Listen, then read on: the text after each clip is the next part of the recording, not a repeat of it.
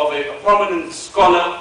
He inquires, so-and-so around, he says, yes, he says, convey to him my choicest regards, and tell him I was thinking of him. He's a very good friend of mine. We go back many years. SubhanAllah, he's a great person. I have a lot of regard for him. Finally, when we meet the man, then we're not man enough to tell him that so-and-so praised you. Yeah, he just spoke about you. He asked you how you doing. Tell the man, what do you lose in telling him he praised you?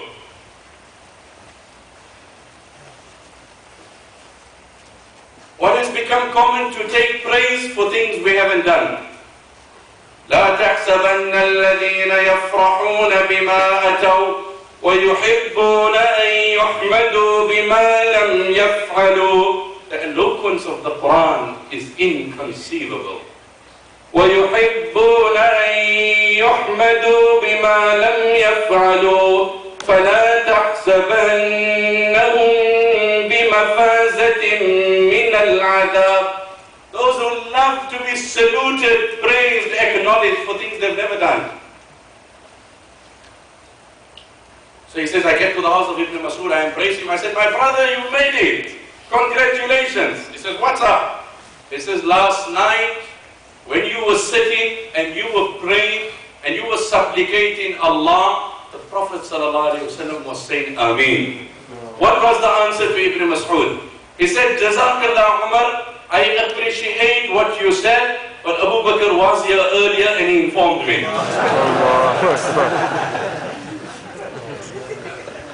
When you want to salute Umar, Abu Bakr is no less. You take your hat off for Umar, what do you take your garb off for Abu Bakr? Umar said, when he told me this, والله ما سابقت أبا بكر إلى خير قط إلا سبقني إليه. That was the day in my life I drew the line and I said, Abu Bakr leads the way. Umar, you'll be behind him. You're never able to exceed this man in goods. I have to confess today, in excitement I said, I'm going to get there and I will convey the good news to Abdullah Ibn Masood. He says, thanks for the message. By the way, Abu Bakr kept me informed. Update, life update. Subhanallah, again, what I'm saying, what was his beginnings? What did Muhaddith Masruq say, rahmatullah alayh? He said, Intaha ilmu sahabati ila sittatin. The knowledge that was found in 124,000 Sahaba can be condensed in 6 Sahaba. Muhaddith Masruq mentioned this. Allama Nawawi has recorded it. He said all the knowledge that was found in more than 100,000 Sahaba, you can summarize it and condense it to 6 Sahaba primarily. Who is that? Abdullah Ibn Masood, Ali radiallahu anhu, Umar ibn Khattab, Ubay ibn Ka'ab, Zayd ibn Thabit, and Abu Darda radiallahu anhu. He said, ثُمَّ عِلْمُ السِّتَّةِ إِلَىٰ عَلِيٍّ وَعَبْدِاللَّهِ ibn Masood. And you can further summarize the knowledge of those 6 to 2 people, and that's Ali and Abdullah ibn Masood.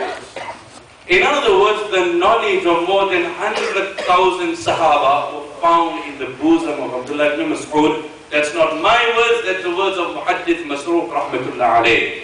So from the shepherd, from the meadows of Mecca, to being the most profound scholar in the annals of Islamic history. What took this man to this heights? Where did he meet my Nabi and your Nabi? On the outskirts. What elevated him? It was honesty.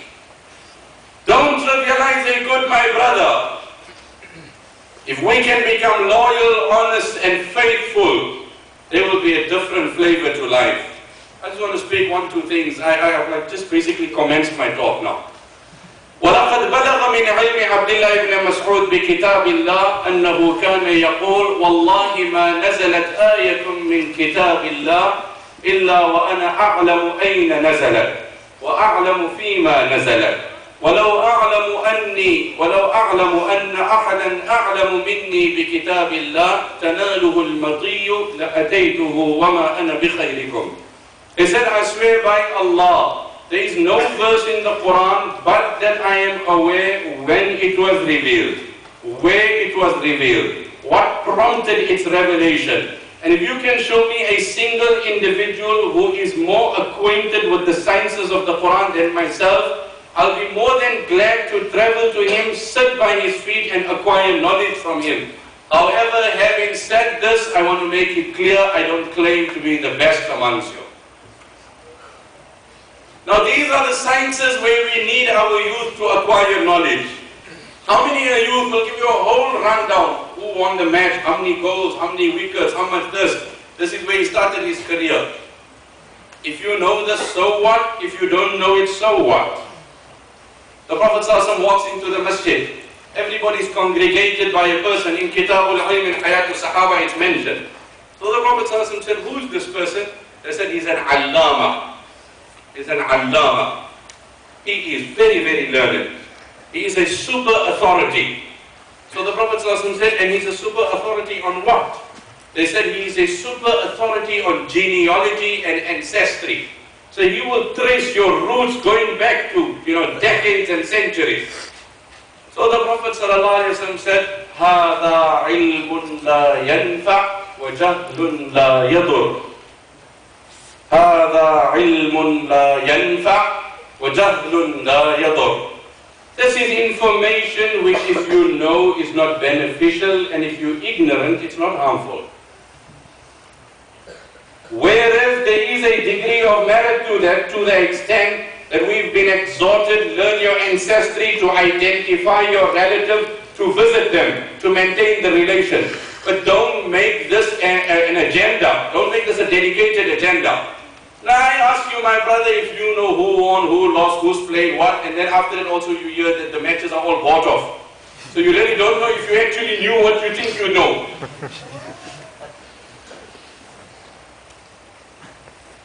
His knowledge on Quran was amazing. One night he was traveling, Abdullah Ibn Masood, and Umar ibn Khattab was traveling. And at a distance in the dark, they made out one another. Made out one another that they identified travelers, but they didn't know who it was. So Umar said to those around him, Nadihim min ayn al-qawm. Why don't you call out to the people traveling there in the distance, from where do they come? So one of the people with Umar called out to the caravan, min ayna antum, where are you people coming from? So amongst those people was Abdullah Ibn Masood, but Umar didn't know. He said, min al-fajj al-amid. We are coming from a distant place. So Umar said, ask the second question, Ayna turidun? Where are you people heading to? So from amongst them, the person answered was Abdullah ibn Masood. He said, Al-Bayt al-Hadid. We're going to the Kaaba. Now if you heard the two words, he said, Min al-Fajj al-Amid, Al-Bayt al-Hadid. On that Umar said, Inna fihim alima. I don't know who spoke, but I can tell you there's a prominent scholar there. Because it takes a learned man to answer what he answered. But be it as it may, let's challenge them.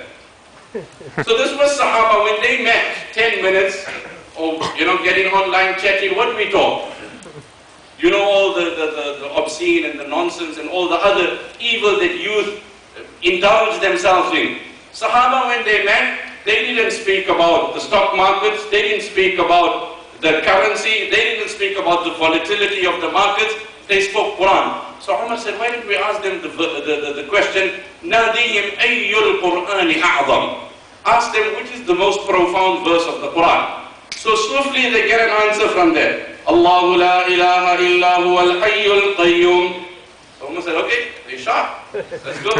Ask them the second question, Nadihim ayyul Qur'ani ahkam. Ask them which is the most clear verse of the Quran. So there's a response from that side. إِنَّ اللَّهَ يَأْمُرُ بِالْعَدْلِ وَالْإِحْسَانِ وَإِيتَاءِ ذِي الْقُرْبَى. Now obviously if I translate and expound on this, you know what's going to happen. So the answer is given again swiftly, one for one, just happening, it's moving. Good bowling, good batting, good fielding, good cricket. All round. Third question. Nadihim ayyul Qur'ani ajma'. Which is the most comprehensive verse of the Quran? So they get the reply from that. فَمَنْ يَعْمَلْ مِثْقَالَ ذَرَّةٍ خَيْرًا يَرَهُ وَمَنْ يَعْمَلْ مِثْقَالَ ذَرَّةٍ شَرًّا يَرَهُ.